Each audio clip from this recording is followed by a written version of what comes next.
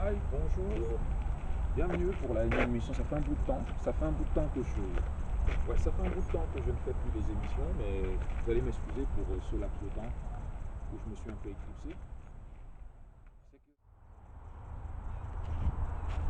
Hello, hello, 1, 2, 1, 2, 1, 2, 1, 2. J'espère qu'on me voit bien. Ok, bonjour, salut. Bien.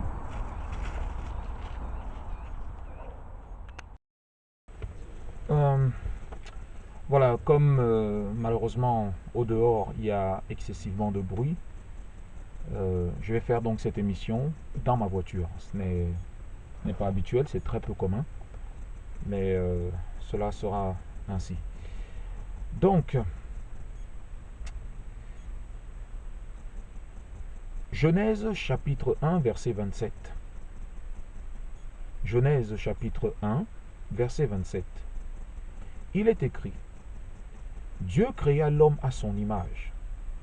Il le créa à l'image de Dieu. Il créa l'homme et la femme.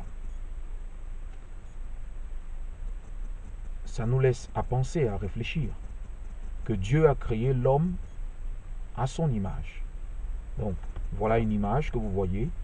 Dieu n'a pas créé, c'est-à-dire que l'image physique, mais avec des caractères de ressemblance comportementale, c'est-à-dire avec des sentiments, avec des émotions, avec la capacité de juger, de discerner, de réfléchir. Donc, l'homme est un peu à l'image de Dieu, à la ressemblance de Dieu. C'est un langage parabolique, un langage en comparaison. Jean chapitre 1 verset 14. Et la parole s'est faite homme, elle a habité parmi nous, pleine de grâce et de vérité, et nous avons contemplé sa gloire, une gloire comme celle du Fils unique venu du Père. Et la parole. La parole, en fait, il s'agit de la Bible, il s'agit de Dieu. Il dit donc au commencement était la parole, et la parole était avec Dieu, et la parole était Dieu. L'alpha, l'oméga, dit le Seigneur Dieu, celui qui était, qui est, qui vient, le Tout-Puissant, car il est écrit. Bon, bref, tu connais. Donc, au commencement était la parole, et la parole était Dieu. Et la parole était avec Dieu, et la parole s'est faite chair. La parole s'est faite homme. La parole est devenue un être humain. Elle a habité parmi nous. Dieu avait fait sa demeure au milieu du peuple d'Israël. Dieu était avec eux, il les a conduits, guidés dans le désert. Il était cette flamme de feu, c'est ce feu dévorant en avant d'eux pour les guider de jour comme de nuit. Donc il est cette lampe à leurs pieds, il est leur berger, il est leur Dieu, le seul et l'unique. Jean chapitre 1 verset 30. La Bible dit, le Père et moi, nous sommes un. Donc Jésus-Christ qui a dit cette parole, le Fils de Dieu, le Messie, Zambi, il a dit, mon Père et moi ne sommes que un. Vous pouvez me dire, mais comment est-ce possible? Mais là, il s'agit de l'esprit, c'est les lois de l'esprit. Dans le règne de l'esprit, vous pouvez être qu'un seul. C'est possible. Chose qui n'est pas tout à fait possible dans la chair. Parce que malgré le fait que on dise que l'homme quittera son père et sa mère et ne fera qu'un avec sa femme, ça veut dire qu'ils ne formeront qu'une seule et même chair. En réalité, on constate qu'ils sont deux. Mais c'est en esprit qu'ils devraient être un. Maintenant, la confusion est dans la chair. La confusion, elle n'est pas en esprit. Tout dépend alors maintenant de quel genre d'esprit on est animé. Est-ce qu'on est animé du Saint-Esprit ou on est animé d'un esprit de bête ou de démon?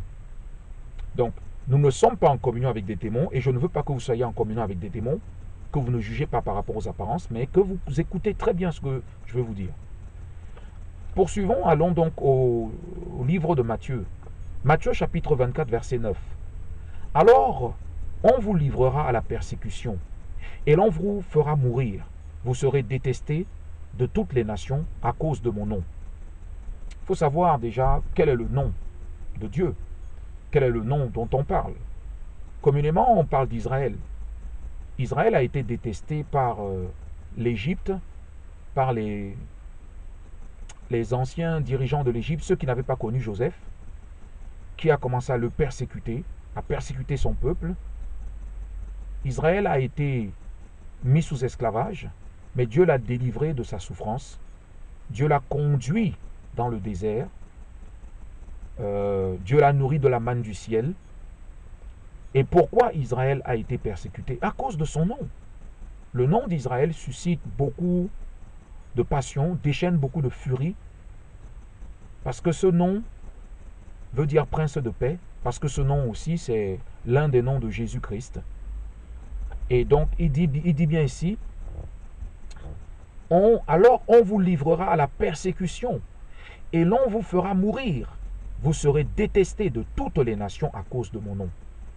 Qui veut dire que dans le contexte dans lequel c'est écrit, si je me souviens bien, eh bien, à cette époque de persécution où les Romains occupaient leur royaume, et ceux-là qui étaient les disciples de Jésus, ceux qui étaient les disciples de Yeshua Mashiach, ceux qui suivaient la vérité, et qui ne voulaient pas s'adonner à l'immoralité, qui ne voulaient pas céder aux tentations du péché, à cause de leur foi, à cause du nom qu'ils honoraient, du nom de Dieu, de leur dévotion, ils étaient la cible de persécution des membres de leur propre peuple et aussi des membres des autres peuples.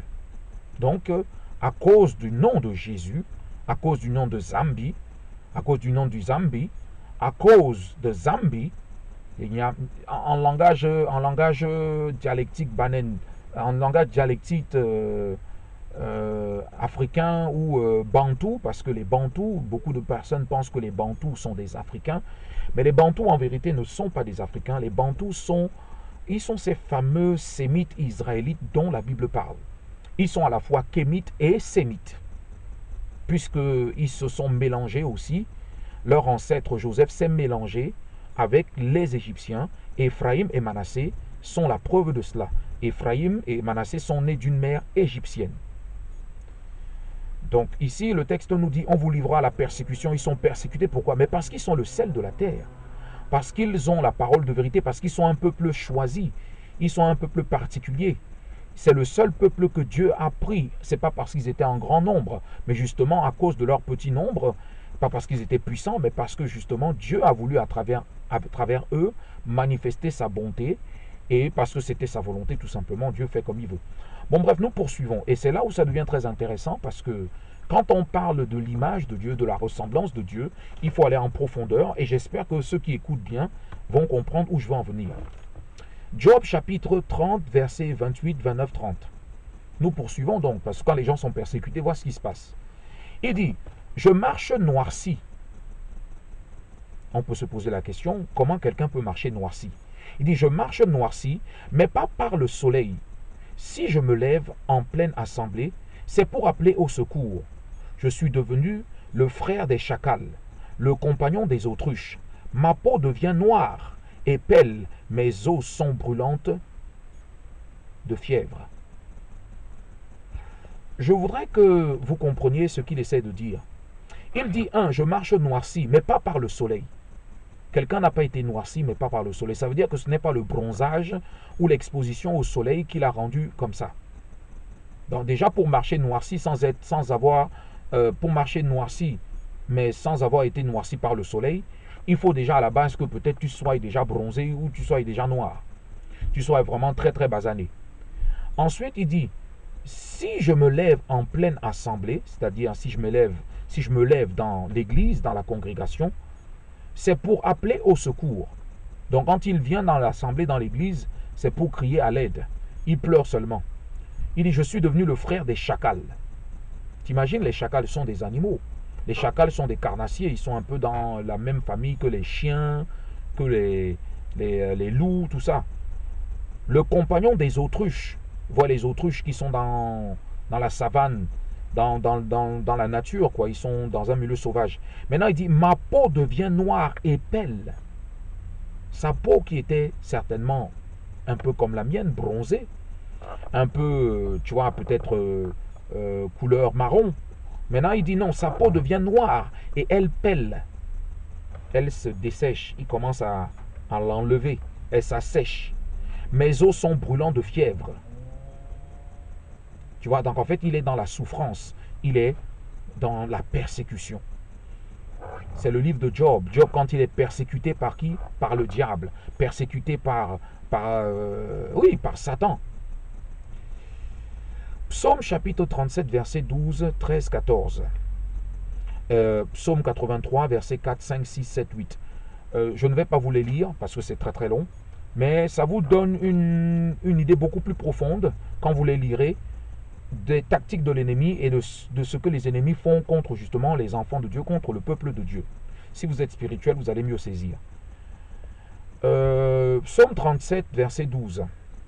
Le texte dit: le méchant complote contre le juste. Vous savez que Jésus-Christ est le juste. Israël qui veut dire aussi juste. Les enfants de Dieu sont saints et ils sont justes. Ici, le texte dit: le méchant complote contre le juste et il grince des dents contre lui. Mais le Seigneur se moque du méchant, car il voit que son jour arrive.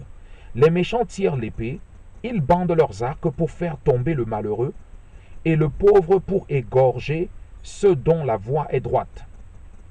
Donc les méchants intriguent, ils posent des pièges, ils bandent leurs arcs pour faire tomber qui? Le malheureux, l'innocent, le pauvre. Ils ne s'attaquent pas aux riches, ils s'attaquent aux pauvres, pour égorger ceux dont la voie est droite, c'est-à-dire ceux qui respectent les commandements de Dieu.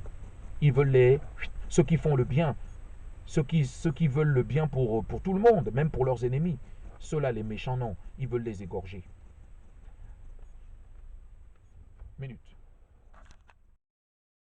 Ok. Je m'étais arrêté justement aux œuvres du méchant et je vais poursuivre donc pour, euh, pour directement maintenant monter dans le ciel et pour montrer que quelquefois, effectivement, quand on parle du méchant, c'est très très spirituel. Si dans le livre de Job, j'ai parlé succinctement euh, euh, du chapitre 30, versets 28, 29 et 30, où justement Job dit qu'il marche noirci, non pas par le soleil, mais justement la souffrance qui lui est imposée, la persécution et les attaques succinctes du diable à son encontre, fait en sorte qu'il dit: je deviens noir et pêle. Donc, je voulais en fait attirer votre attention sur les images pour que vous méditiez sur les images et que vous essayez de comprendre au-delà de simplement ce que ce texte veut dire quand il dit mes os sont brûlants de fièvre, je deviens noir et pêle. Qu'est-ce que ça veut dire? Quand il dit je marche noirci, non, non pas par le soleil, je me lève en pleine assemblée, c'est pour appeler au secours. Je suis devenu le frère des chacals. Vois à quoi il est réduit à cause des persécutions, à cause de Satan, à cause de l'ennemi. Et au psaume 37, versets 12, 13, 14, le méchant, c'est-à-dire l'ennemi, le diable, complote contre le juste, contre Job, contre Israël, contre Jérémie, contre les enfants de Dieu, contre les serviteurs de Dieu, contre tous ceux qui veulent suivre Jésus-Christ. Tu vois? Et le méchant, alors, la Bible nous dit qu'il complote contre le juste et il grince des dents contre lui. Mais le Seigneur se moque du méchant. Je vais vous dire quelque chose. Je suis en train de faire cette émission. Cette émission, ce n'est pas un complot. Je sais que l'ennemi utilise des fois ce qu'on appelle la confusion.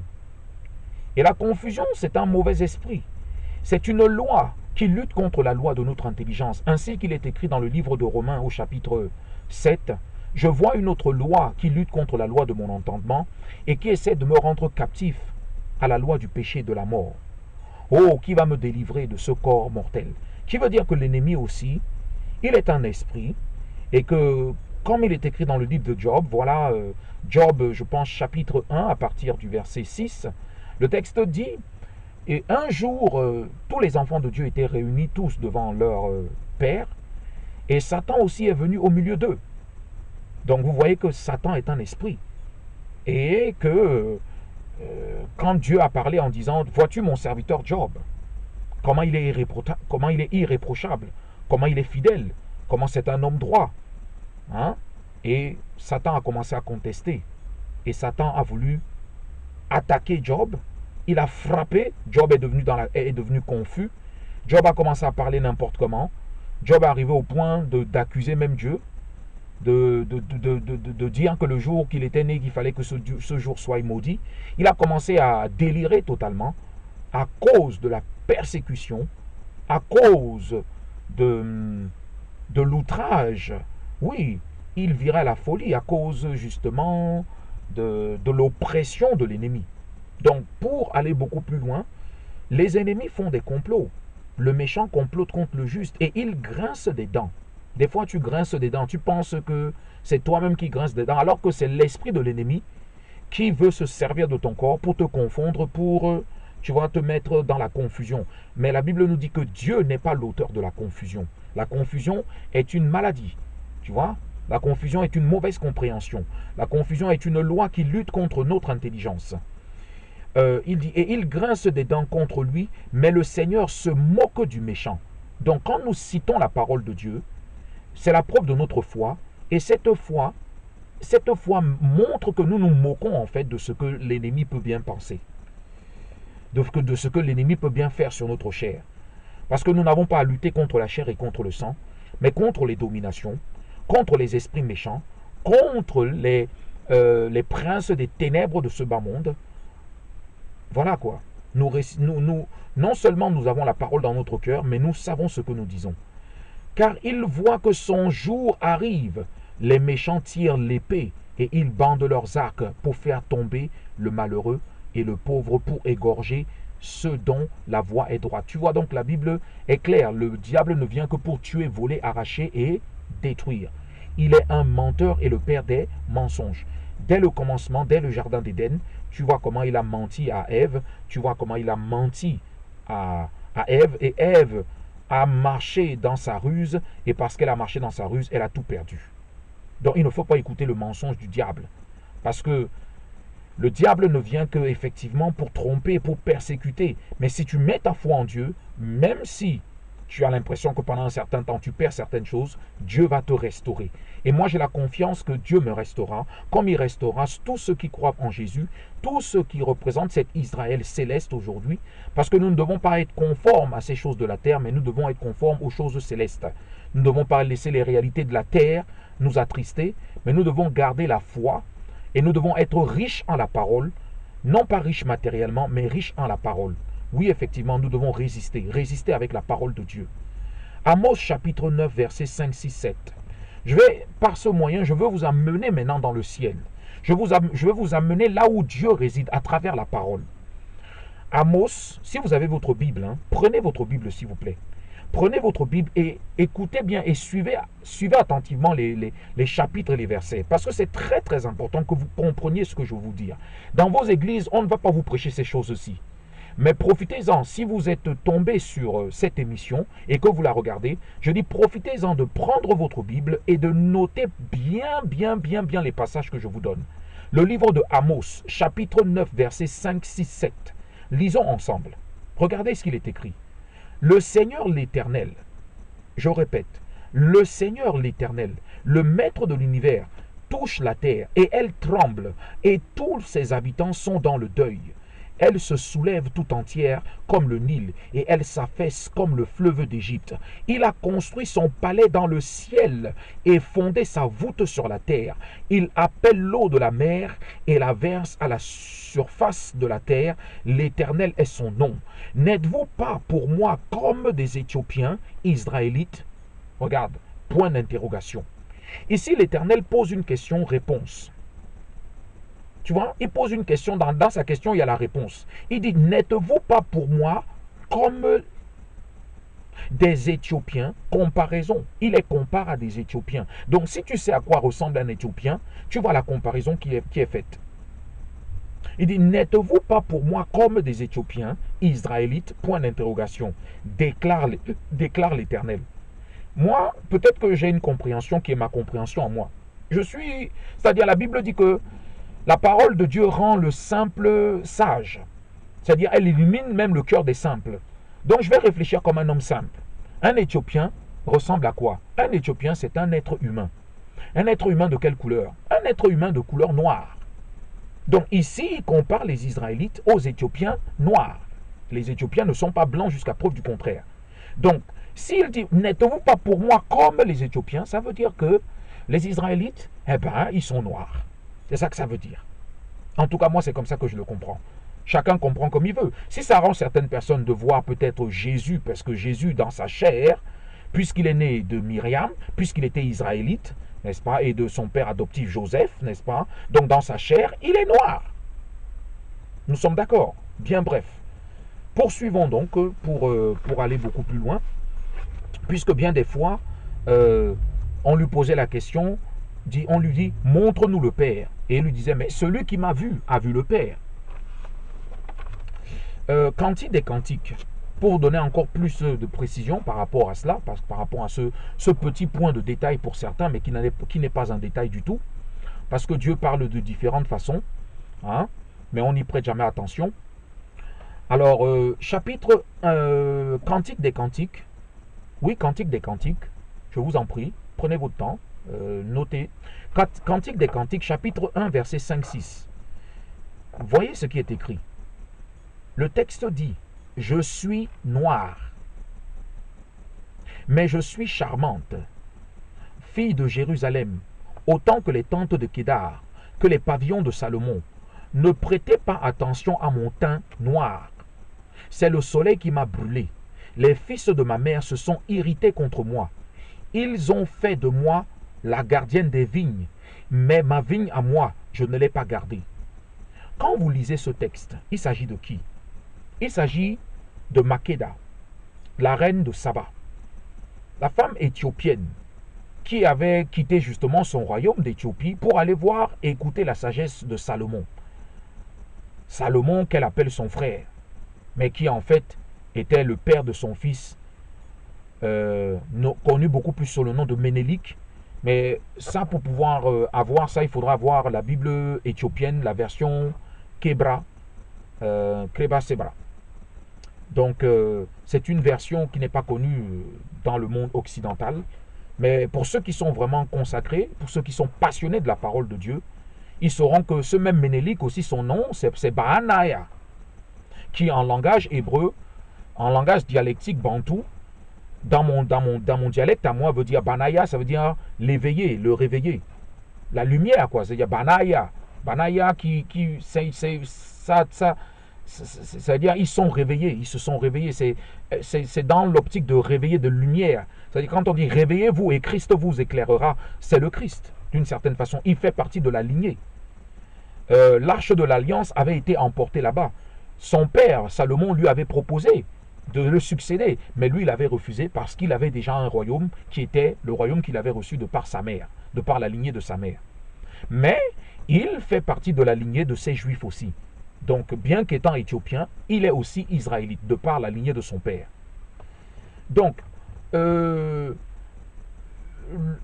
j'en venais à là pour vous dire quoi? Pour vous dire qu'en fait, il n'y a donc pas de hasard si elle est dit « je suis noire, mais je suis charmante, fille de Jérusalem ». Elle se dit fille, elle dit fille de Jérusalem. Il faut comprendre Jérusalem où ça se trouve. Aujourd'hui, si vous vous fiez aux choses de la terre aujourd'hui, vous allez en Israël, oui, il y a des Israélites noirs. Il y en a encore. Mais ils sont relayés au stade, relayés au stade d'Éthiopiens. Alors qu'on oublie que il y en a qui sont noirs, mais qui n'ont jamais été éthiopiens, qui ont toujours été là-bas, puisque c'est Dieu qui leur a donné cette terre. C'est leur Dieu qui les a sortis d'Égypte, qui les a conduits dans le désert et qui leur a donné cette terre. Mais ils sont allés en captivité plusieurs fois. Pourquoi? Parce qu'ils ont désobéi, parce qu'ils se sont rebellés, parce qu'ils étaient un peu plus réfractaires et qu'ils n'ont pas suivi les lois que leur Dieu leur a dit. Et comme le salaire du péché, c'est la mort, comme Jésus nous enseigne dans le Nouveau Testament que c'est celui qui pêche qui est esclave de son péché. Donc, la transgression qui est le péché rend quoi? Esclave. Donc, pour s'affranchir de l'esclavagisme, si le Fils ne vous affranchit pas, vous n'êtes pas libre. Il faut donc que Jésus-Christ vous affranchisse. Jésus-Christ a affranchi son peuple, a rachissé son peuple de la captivité, puisqu'il dit dans sa parole que je n'ai été envoyé qu'aux brebis perdues de la maison d'Israël. Mais quelle est cette maison? Quelle est son origine? Quelle est son histoire? Il faut être plein des choses de Dieu pour comprendre donc quelles sont ces brebis perdues de la maison d'Israël et où se trouvent-elles? Il ne faut pas simplement lire la Bible à partir du Nouveau Testament, mais il faut la lire depuis le livre de Exode et même bien avant, depuis la Genèse, pour pouvoir comprendre effectivement à quelle couleur, à quoi ils ressemblent, comment sont-ils, quel langage parlent-ils. Donc pour aider ceux qui sont un peu des bébés en Christ, ceux qui sont encore au stade du lait, je vous donne donc ces passages afin que vous les notez. J'espère que vous avez bien noté Cantique des Cantiques, chapitre 1, versets 5-6. Nous poursuivons donc le livre de Révélation. Révélation, chapitre 1, versets 14-15. Oui, Révélation, chapitre 1, versets 14-15. Je vous en prie, lisez vous-même et regardez. Il dit, sa tête et ses cheveux étaient blancs. Sa tête et ses cheveux étaient blancs. Bon, quand on dit blanc ici, on ne dit pas marron. Hein. On dit blanc, blanc comme la neige. Hein. Comme de la laine blanche, comme de la neige. Ses yeux étaient comme une flamme de feu. Ses yeux étaient comme une flamme de feu. Il avait les yeux rouges. Ses pieds étaient semblables à du bronze ardent. Ah tiens. Maintenant ils disent ses pieds. On dit souvent le pied noir, les pieds noirs. Ses pieds étaient semblables à du bronze ardent. En fait, les gens qu'ils appellent pieds noirs là en Algérie, quand tu regardes leurs pieds, ils ne sont pas vraiment noirs. Hein. Mais ici, là, on dit ses pieds étaient semblables à du bronze ardent. Tu as déjà vu du bronze? Qu'est-ce que c'est que quelqu'un de bronzé? Ça, c'est bronzé, ça. Tu vois, là, ça c'est du bronze, couleur bronze. Donc, ses pieds étaient semblables à du bronze ardent. Du bronze qui brillait, quoi. Comme s'il avait été dans une fournaise. Comme s'il avait été dans un four. Comme si on l'avait mis dans une fournaise. Et sa voix ressemblait au bruit de grandes eaux. Donc ses pieds, on a un corps, mais ses pieds étaient semblables à du bronze ardent. Comme s'il avait été embrasé dans une fournaise. Si tu mets n'importe quoi dans une fournaise, cette chose va devenir comment? Elle va forcément noircir. Bon, bref. C'est encore un autre indice que je vous donne. Non, je vous donne encore un autre indice pour vous donner l'image de Dieu, pour vous dire à quoi il ressemble. Parce qu'ici, une description est faite de lui de la tête aux pieds. Hein? Personne n'a jamais vu Dieu. Bien. Parce que, comme Moïse disait, comme les Israélites disaient à Moïse, mieux vaut qu'on a entendu les tonnerres, on a entendu la voix de Dieu qui nous parlait depuis la montagne. On ne veut pas qu'il nous parle parce que s'il nous parle, nous on risque de mourir. Vaudrait mieux que toi tu ailles, qu'il te parle et tu viennes nous rapporter ce qu'il nous a dit. Donc la crainte de l'Éternel est le commencement de la sagesse. Parce que nul n'a vu Dieu et a encore vécu. Hein. Personne ne peut voir Dieu et vivre. Bon, ça c'est la sagesse. Hein. Ici je vais essayer de vous donner une image de Jésus. Une image de Jésus qui est la vraie image, qui n'est pas du tout... ce Jésus mis sur un poteau de supplice, ce Jésus qui est devenu une image vouée à la prostitution, une image de blasphème, cette espèce d'image de bête qu'on nous montre, ce Jésus blanc quoi, en fait parce qu'il n'est pas blanc du tout. Jésus n'est pas blanc, Jésus est noir. Bon bref, je poursuis donc.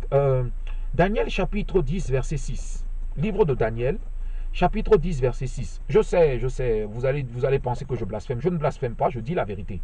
Voici l'esprit de la vérité que le monde ne peut pas recevoir parce qu'il ne le connaît pas, parce qu'il ne l'a jamais, parce qu'il ne le voit pas, parce que, bon, tu comprends quoi. Et parce que le monde gît au pouvoir du diable. Le diable est un menteur, un meurtrier, un esclavagiste qui se nourrit de la faute des gens de mon peuple. Il est avide des fautes du peuple. Il est avide de nos fautes, quoi.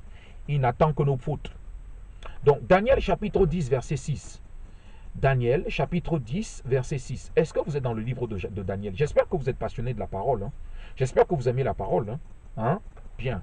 Et comme les tribus de Dieu et les enfants de Dieu sont un peu dispersés partout dans le monde, cette parole, elle est pour les enfants de Dieu, qui se savent enfants de Dieu, qui se reconnaissent, qui ont accepté Jésus dans leur cœur, qui ont fait de lui leur Seigneur et leur Sauveur, tous ceux qui sont dispersés un peu partout dans le monde. Voilà. Donc, Daniel chapitre 10, verset 6, la Bible dit, son corps était comme du chrysolite. Du chrysolite. On ne parle pas de Superman ici. Hein. Comme Hollywood et les sectes qui sont derrière Hollywood veulent aliéner les gens. Ce n'est pas ça. La Bible nous dit ici, son corps était comme du chrysolite. Son visage brillait comme l'éclair. Son visage brillait comme l'éclair. Ça veut dire que tu ne peux pas regarder Dieu en face, tu risquerais de devenir aveugle. Ça va te brûler les yeux. Son visage, c'est comme le soleil quand il brille en plein midi. Alors ici, il dit, son visage brillait comme l'éclair. Ses yeux étaient pareils à des flammes de feu. Ses bras et ses pieds ressemblaient à du bronze poli. Tu vois, ils reviennent encore. La même description. Ses bras, il dit ses bras, et ses pieds ressemblaient à du bronze poli. Et le son de sa voix était pareil au bruit d'une grande foule. Le son de sa voix était pareil au bruit d'une grande foule. Vous savez, quand vous lisez le livre de Daniel, au livre de Daniel, il est écrit dans le Daniel chapitre 7, dans Daniel chapitre 7, que dans le livre de Daniel, Daniel chapitre 7, que justement devant son trône, il y a des serviteurs par milliers, par dizaines de milliers. Des serviteurs qui travaillent. Parce qu'en fait, Dieu a fait l'armée du ciel, l'armée des cieux. Donc, il est un guerrier. Il est un chef de guerre. Tu comprends? L'Éternel est un guerrier. Et il a des soldats, des serviteurs, par dizaines de milliers qui travaillent devant lui. Et il y a des foules par centaines de millions. Et maintenant, les foules qui sont par centaines de millions, vous allez vous dire, mais dans le ciel, qui peuvent être? Ce sont des esprits. Parce que les corps célestes sont différents des corps terrestres. Donc si on se réfère à l'armée du ciel, eh bien dis donc, l'armée de Dieu, personne ne peut tenir compte. Il n'y a aucune armée terrestre qui peut tenir compte de l'armée de Dieu. Daniel chapitre 10, verset 6. Je crois que je l'ai déjà lu. Vous voyez donc, son corps était comme du chrysolite. Mais ne le confondez pas avec Superman. Ouais? La télévision vous apporte des images qui ne sont pas la vérité. Ce Superman-là qu'on vous montre là, ça, ce n'est pas Dieu là-bas. C'est une image faite par Hollywood, c'est une image donnée par les sectaires et ceux qui financent les sectes qui veulent voler les domaines de Dieu avec tous leurs plans, tous leurs complots, toutes leurs conspirations. Lamentation chapitre 5 verset 10. Lamentation chapitre 5 verset 10. Voyez ce qui est écrit. Notre peau est bouillante comme un four à cause des brûlures de la faim. Si la peau est bouillante comme un four, je dis tu prends ta peau, tu mets dans le four, ça devient quelle couleur? À cause des brûlures de la faim.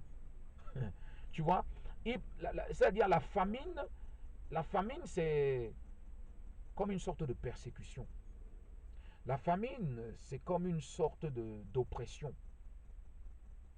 Mais lorsque nous jeûnons quelquefois, ces exercices spirituels nous permettent d'apprendre beaucoup sur la personne de Yahushua Mashiach, sur la personne du Messie.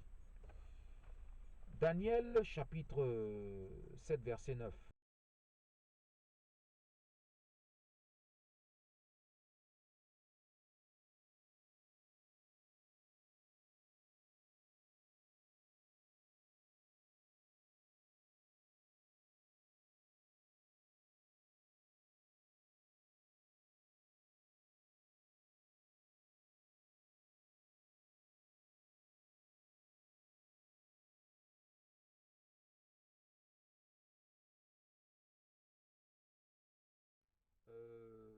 Ceci pour dire quoi?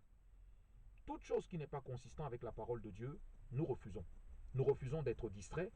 Nous refusons la folie parce que la Bible nous dit effectivement que Dieu n'a-t-il pas convaincu le monde de folie? Il a choisi les choses faibles, les choses viles, les choses méprisées, celles auxquelles on ne prête pas attention pour confondre les sages. Mais Dieu dit dans sa parole bien qu'il n'est pas l'auteur de la confusion. Comprenez? Il n'est pas l'auteur de la confusion. Donc celui qui croit en Jésus-Christ ne sera jamais confus. Donc quelle que soit la ruse de la bête, quelle que soit la ruse de l'ennemi, j'ai la parole de l'Esprit, j'ai l'épée de l'Esprit, et il ne peut rien contre moi. Il est vaincu au nom tout-puissant de Jésus-Christ. Je poursuis. Colossiens chapitre 1, versets 15, 16, 17. Le Fils est l'image du Dieu invisible, Tu vois, le Fils est l'image du Dieu invisible. Ça veut dire, le Fils, Jésus là, donc, je vous ai fait cette description que je vous ai montrée là, dont on parle dans le livre de Révélation, chapitre 1, verset 14-15. Comment on le décrit? On dit, le Fils est l'image. Donc, vous cherchez l'image du Dieu invisible. On vous dit, le Fils est l'image du Dieu invisible. Donc, quand tu veux comprendre ce Dieu invisible, à travers la parole, tu comprends qui il est. Il est l'image du Dieu invisible, le premier-né de toute la création. Le premier-né de toute la création. Jean chapitre 14, verset 9. Jésus lui dit, il y a si longtemps que je suis avec vous, et tu ne me connais pas, Philippe. Celui qui m'a vu a vu le Père. Comment peux-tu dire, montre-nous le Père? Donc, quand tu prends ta Bible, quand tu prends ta parole, et que tu la lis avec attention, et que tu veux comprendre quelle est l'image de Dieu, à travers les descriptions qui sont faites, et avec tous les passages que je t'ai donnés, tu vois, les passages bien précis, tu as maintenant une idée précise de ce à quoi ressemble le Père, ce à quoi ressemble Dieu. Le texte dit, il est l'image du Dieu invisible, le premier-né de toute la création. Révélation chapitre 1, verset 14-15. Tu vois, ce Dieu invisible dont on te parle, on te précise bien que ses pieds étaient semblables à du bronze ardent, comme s'il avait été embrasé dans une fournaise. Et sa voix ressemblait au bruit de grandes eaux. N'oublie pas que, je t'ai dit au début, comme il est écrit dans le livre de Genèse, que Dieu, Genèse chapitre 1, verset 27, Dieu créa l'homme à son image, il le créa à l'image de Dieu. Il créa l'homme et la femme. Donc nous les hommes, nous avons été créés à la ressemblance de Dieu. Dieu là, il a les pieds couleur bronze ardent et les bras aussi couleur bronze ardent. Visage là, maintenant c'est image. Visage là c'est différent. Donc il faut comprendre. On ne peut pas regarder son visage. Il avait dit à Moïse, tu ne peux pas voir mon visage. Parce que si tu vois son visage brille comme le soleil. Tu ne peux pas, ça va te rendre aveugle. Tu vas perdre la vue. Bref. Je poursuis donc dans ce que je disais, parce que maintenant qu'on a bien parlé de Dieu, l'Éternel nous dit, en effet, Osée chapitre 6, verset 6, en effet, je prends plaisir à la bonté et non au sacrifice, à la connaissance de Dieu plus qu'aux holocaustes. Donc ce qui fait plaisir à Dieu, nul ne peut venir près de Dieu si ce n'est par la foi. Ce qui lui fait plaisir, si tu veux être agréable à Dieu, c'est la connaissance de Dieu qui lui fait plaisir. Ce ne sont pas les sacrifices, ce ne sont pas les holocaustes, ce ne sont pas les fumées sacrificielles, ce ne sont pas les ruses, la prostitution, les cultes de démons. Ce n'est pas ça qui lui fait plaisir, non. Osée chapitre 4, verset 6. Vois ce que le texte dit. Osée livre de Osée, c'est dans l'Ancien Testament. Donc si tu as ta Bible, tu vas dans l'Ancien Testament. Oui, Ancien Testament. Le livre de Osée chapitre 4, verset 6. Vois ce qu'il est écrit. Il est écrit, mon peuple est détruit parce qu'il lui manque la connaissance. Et ensuite il dit, puisque tu as rejeté la connaissance, je te rejetterai. Tu ne pourras plus exercer la fonction de prêtre pour moi. De même que tu as oublié la loi de ton Dieu, j'oublierai aussi tes enfants. Ici, si on situe ça dans son contexte, il parle à qui? Il parle à ceux qui avaient le sacerdoce de la loi. Il parle aux Lévitiques. Il parle à son peuple Israël. Il parle à cette jeunisse qui était devenue réfractaire.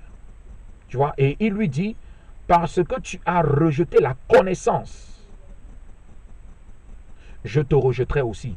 Donc, d'une certaine façon, ils ont rejeté Dieu. Ils ont rejeté le Messie. Tu vois un peu? Ils ont voulu le vendre à un poteau, à un truc de prostitution. Et c'est pour ça, donc, il lui a dit, comme tu m'as rejeté, mais tes enfants aussi, qui sont les enfants de la trahison, moi aussi, je vais les rejeter. Donc, ici, maintenant, il dit, Ils se nourrissent, verset 8, ils se nourrissent des péchés de mon peuple. Ils sont avides de ses fautes. Il parle de qui? Il parle des leaders. Il parle de ceux qui gouvernent. Il parle des élites. Il parle de ceux qui sont en charge, des juges. Il parle des rois, des sacrificateurs. Il parle de ceux qui avaient le sacerdoce de la loi. Et il dit, en les indexant, c'est-à-dire du roi à toute la bourgeoisie, à toute la cour, en fait, il dit, ils se nourrissent, ils au pluriel, ils se nourrissent des péchés de mon peuple. Ça veut dire que s'il y avait un service d'ordre à cette époque-là, s'il y avait des officiers, des policiers, des gendarmes, des trucs comme ça, il dit, ces gens-là, ces spécialistes de la loi, ces hypocrites, ces démons spirituels se nourrissent des péchés de mon peuple. Ils sont avides de ses fautes. Ce sont des menteurs, des fils de perdition. C'est pour ça que dans le Nouveau Testament, l'Éternel disait, méfiez-vous de ceux qui viennent en habit de brebis, mais qui au-dedans d'eux sont des loups ravisseurs. Il se parlait des prêtres, de ceux qui n'ont pas l'esprit, qui ont juste l'apparence, mais qui au-dedans d'eux n'ont pas la circoncision du cœur. Parce que Dieu, c'est le cœur qui cherche. Continuons donc dans le livre de Osée. Osée chapitre 4, verset 11-12. Livre de Osée chapitre 4, verset 11-12. Le texte nous dit, la prostitution, le vieux vin et le vin nouveau font perdre la raison. Tu vois, quand tu perds la raison, ça veut dire ton esprit ne fonctionne plus correctement. Tu ne réfléchis plus comme il faut. Il y a quelque chose qui te fait perdre la raison. Et cette chose, c'est quoi? C'est la prostitution. Le vieux vin, l'alcool et le vin nouveau font perdre la raison. Il y a comme quelque chose qui se cache derrière ce prétexte c'est-à-dire l'esprit de prostitution veut nous égarer. Nous avons une identité en Christ. Les enfants de Dieu, c'est Israël, mais Israël céleste. Donc si tu m'appelles, appelle-moi par mon nom, ne m'appelle pas par un autre nom. Si tu m'appelles par un autre nom, c'est une ruse du diable, c'est un complot,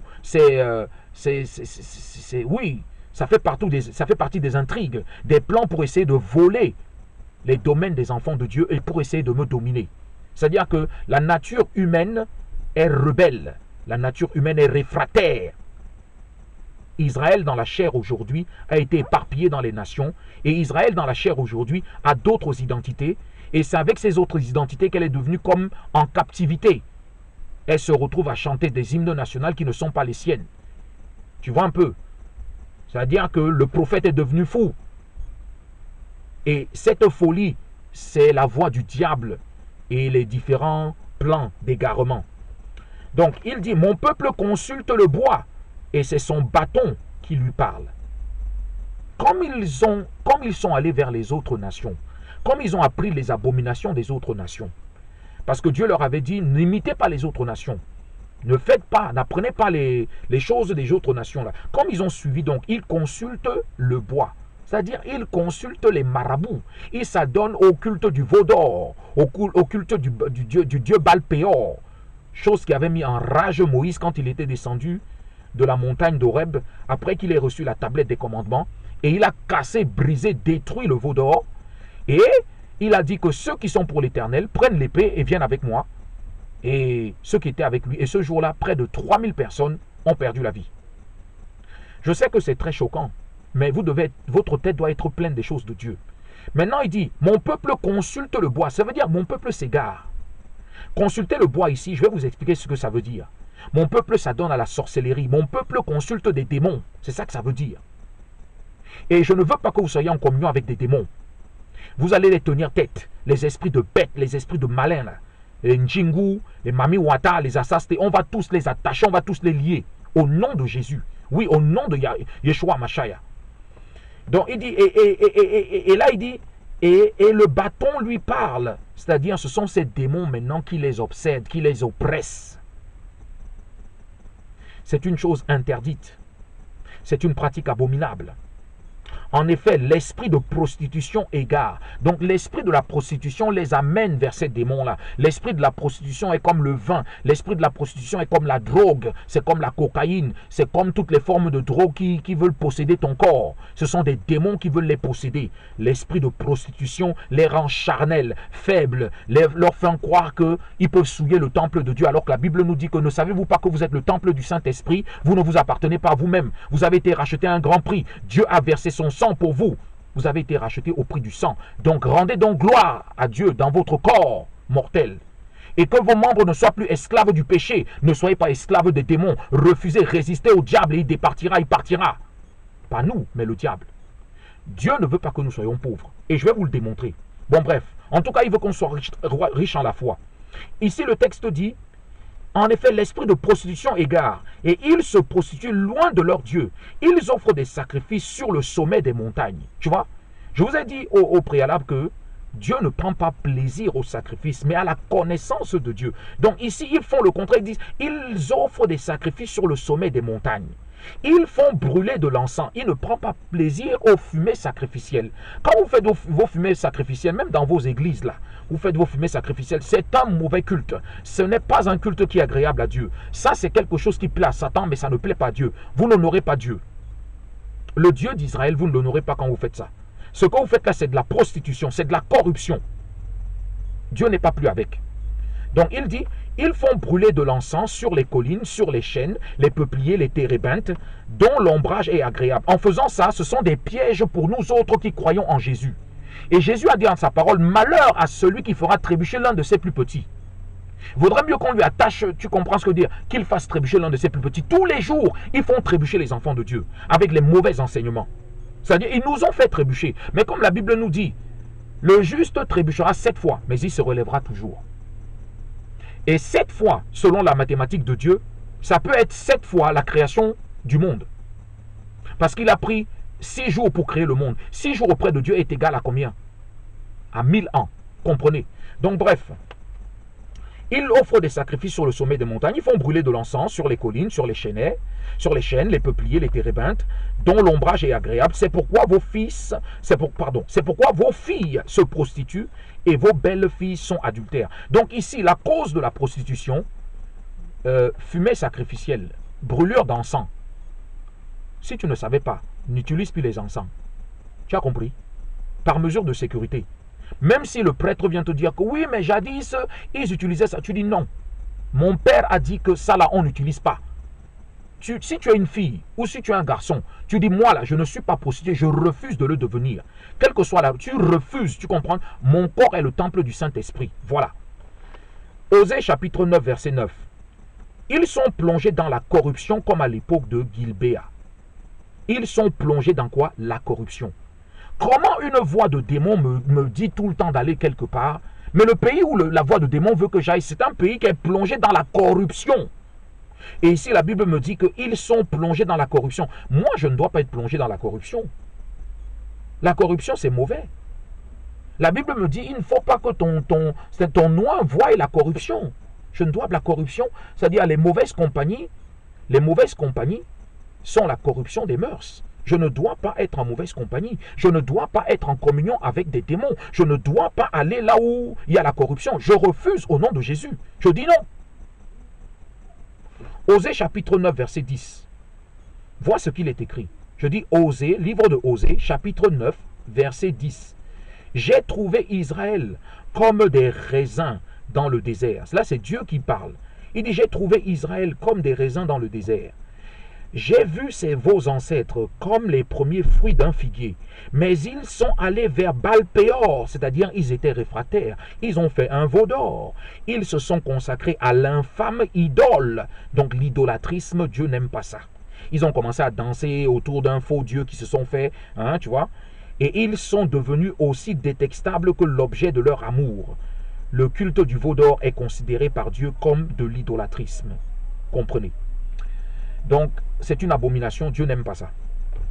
Si tu veux, c'est l'esprit de la traîtrise, c'est l'esprit du banditisme, ce sont les vilains qui font ça, c'est de la prostitution spirituelle, c'est charnel, et Dieu n'aime pas ça. Deutéronome chapitre 16, verset 21. La loi est spirituelle, parfaitement, oui, la loi est spirituelle. Et la Bible dit que sa loi est parfaite, sa loi est une loi parfaite. Deutéronome chapitre 16, verset 21. Tu ne fixeras aucun poteau sacré en bois. Tu vois, je vous parlais du bois. Mon peuple consulte le bois. Pourtant, la loi nous dit ceci. Si on vous dit, la loi nous dit ceci, si on vous dit, un peuple ne consultera-t-il pas ses dieux, vous répondrez, il faille retourner à la loi. Et voici ce que la loi dit. Deutéronome chapitre 16, verset 21. Tu ne fixeras aucun poteau sacré en bois à côté de l'autel que tu feras pour l'Éternel ton Dieu. Tu ne dresseras pas de statue, l'Éternel ton Dieu les déteste. Ici, le poteau en bois, le poteau sacré en bois, qu'est-ce que c'est? Jésus n'est plus sur le poteau. Jésus n'est pas maudit. Il est plutôt béni. C'est ça que les gens ne comprennent pas. Il est descendu de cette croix depuis longtemps. C'est-à-dire, il a dépouillé les principautés au moyen de la croix, au moyen du poteau. Mais les gens ne comprennent pas. Il est une malédiction pour qui? Et il est une bénédiction pour qui? Il faut comprendre. Personne ne peut dire Jésus est le Seigneur si ce n'est par le Saint-Esprit. Donc ceux qui disent qu'il est maudit, ils n'ont pas le Saint-Esprit. Vous comprenez?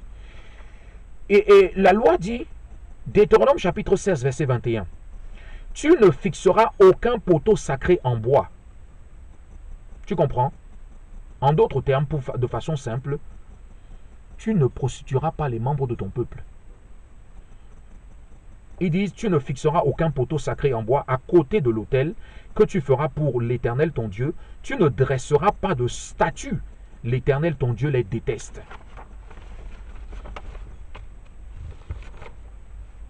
Vous comprenez? Donc, pour aller beaucoup plus loin, parce que beaucoup ne comprennent pas la loi de l'Éternel, Deutéronome chapitre, le même livre de Deutéronome, Deutéronome chapitre 23, verset 18-19. Deutéronome chapitre 23, verset 18-19.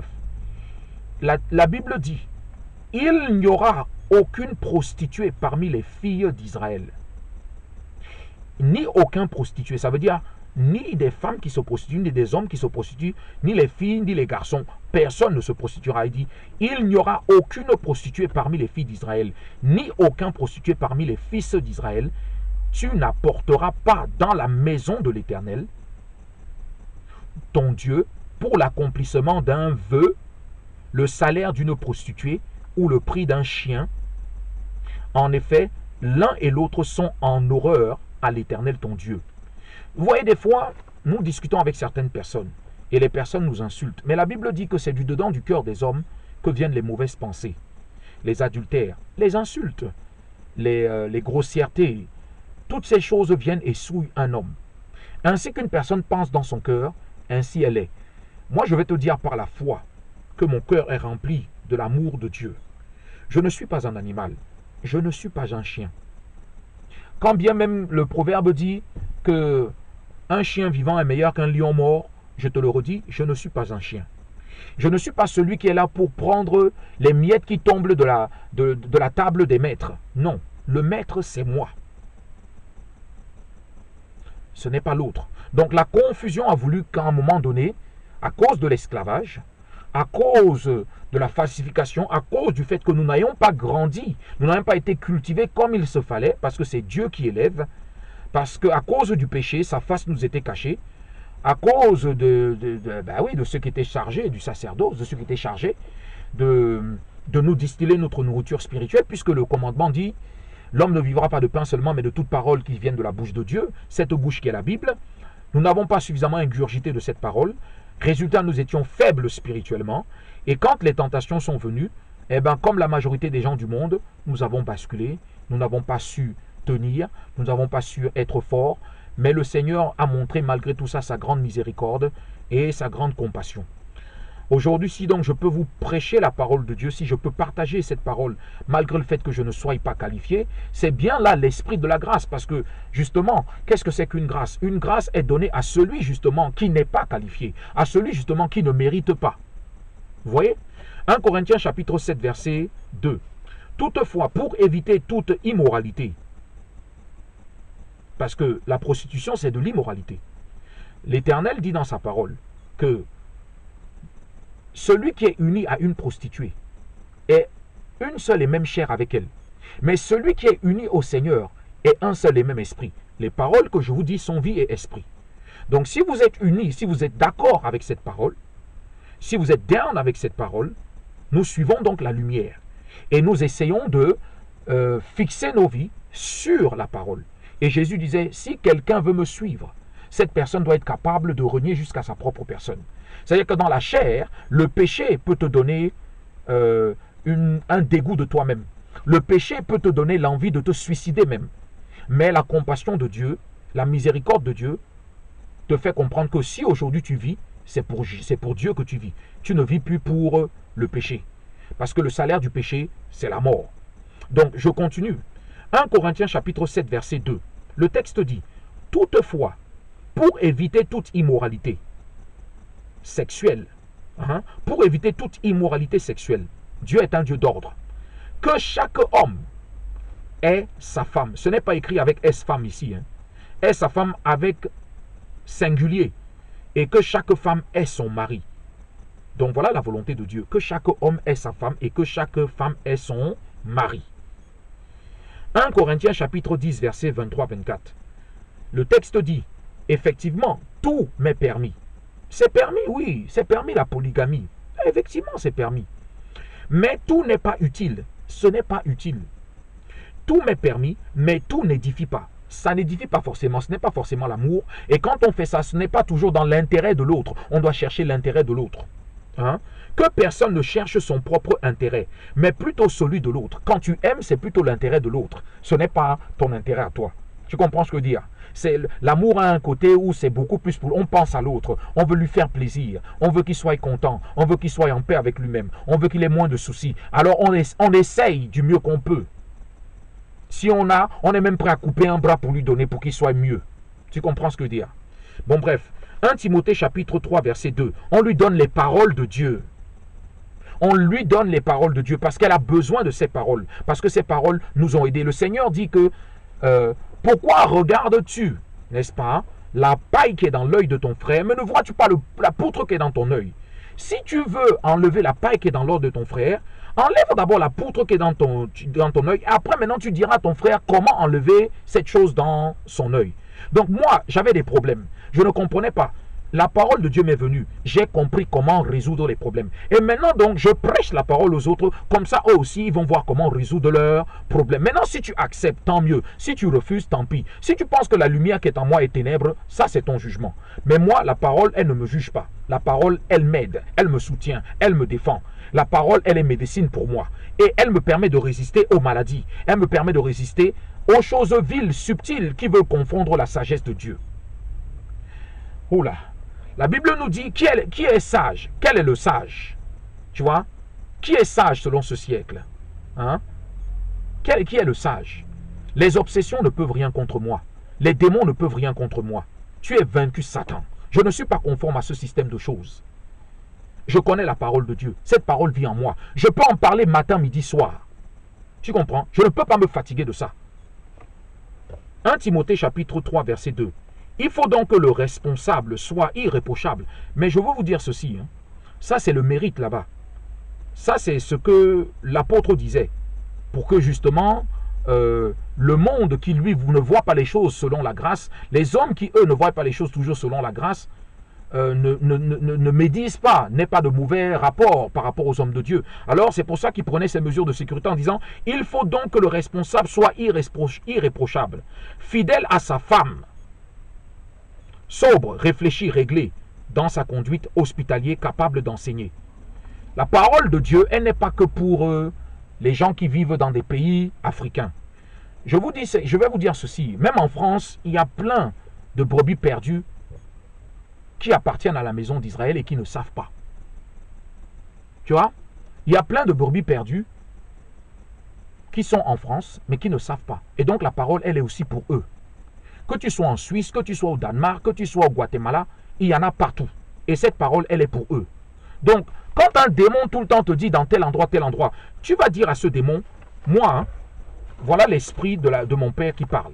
Et cette parole dit que l'endroit où je dois mettre mon pied, il n'y aura aucune prostituée parmi les filles de mon peuple là-bas.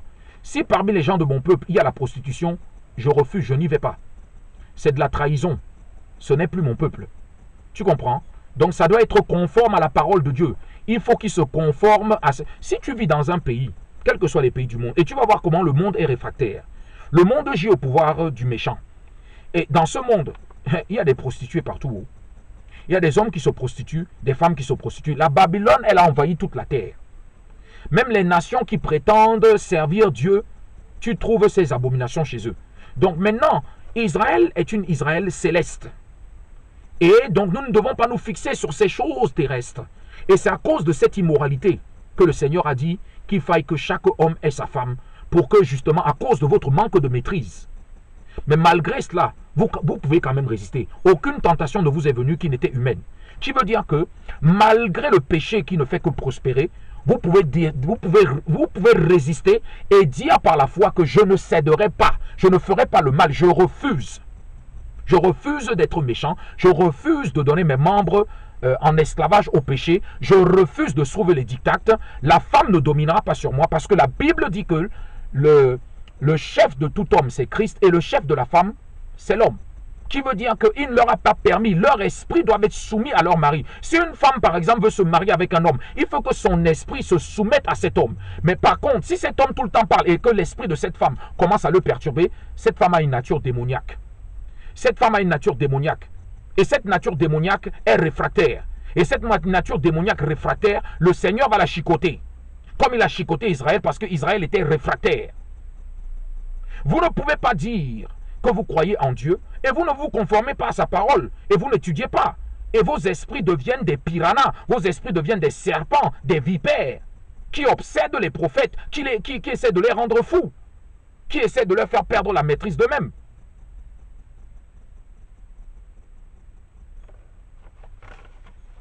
La nature humaine, c'est la querelle, les disputes, les choses semblables. Et c'est ça alors que la Bible nous parle.